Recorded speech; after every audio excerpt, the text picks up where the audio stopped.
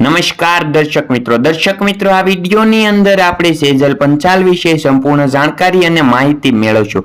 સેજલ પંચાલના લગ્ન થઈ ગયા હતા કે નહીં, તેમના પતિનું નામ શું હતું, તેમની 1 મહિનાની ટોટલ કમાઈ કેટલી હતી, તે ક્યાં રહેતા હતા અને તે શું કામ કરતા હતા, તેની સંપૂર્ણ જાણકારી અને માહિતી આ વિડીયોની અંદર આપણે મેળવશું। એટલે તમે છેક વિડીયોની અંત સુધી બન્યા રહેજો। ચાલો મિત્રો આપણે વિડીયોની અંદર મોડું નહીં કરીએ અને વિડીયો કરી દઈએ ચાલુ।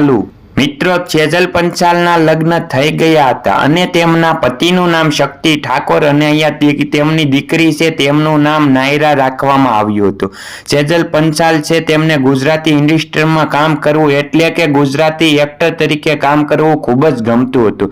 તેમને ઘણા બધા સોંગ ગુજરાતી બનાવ્યા છે અને ઘણા બધા મૂવીની અંદર પણ તેમને કામ કર્યું છે। તેઓને ગુજરાતી સોંગ અને મૂવીની એક્ટર તરીકે કામ કરવું ખૂબ જ પસંદ હતું અને તેને એક પોતાનો બિઝનેસ પણ હતો, જેઓ ચણિયા ચોળી ભાડે આપવાનું કામ પણ કરતા હતા। તેઓ પોતાનું કામ પણ ઘરે કામ કરતા હતા અને તેમની દીકરીનું ધ્યાન પણ રાખતા હતા। સેજલ પંચાલ છે તેમના ફેમિલીની અંદર તેમના પતિ, તેમના માતા અને તેમના દીકરી એમ 3 જણા રહેતા હતા અને સેજલ પંચાલ છે તેઓ ગુજરાતી એક્ટર તરીકે તેમાં કામ કરતા, તેમાંથી ઘણા બધા પૈસા કમાઈ લેતા હતા। સેજલ પંચાલ છે તેઓ મિત્ર અમદાવાદની અંદર રહેતા હતા અને મિત્રો એક દુઃખની વાત તે છે કે સેજલ પંચાલનું હમણાં 21/4/2024 ના બપોરના રોજ તેનું અવસાન થયું છે અને દુઃખની વાત તે છે કે મિત્ર એક આપણા ગુજરાતનું ખરું સોનું કહેવાય ગુજરાતી એક્ટર તરીકે તે હવે નથી રહ્યું અને ખોવાઈ ગયું છે। સેજલ પંચાલ એક ખૂબ જ સારા વ્યક્તિ હતા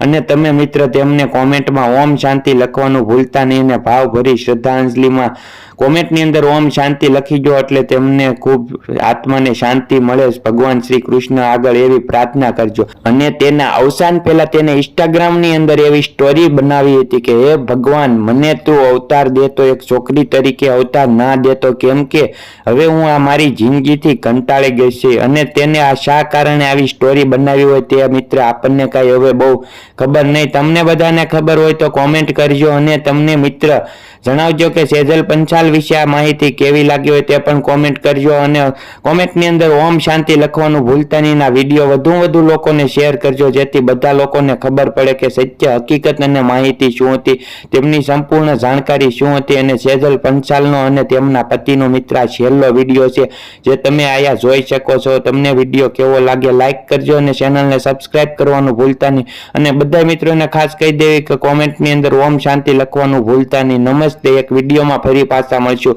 કોમેન્ટમાં ઓમ શાંતિ લખવાનું ભૂલતા નહીં મિત્રો, કહી દેવી।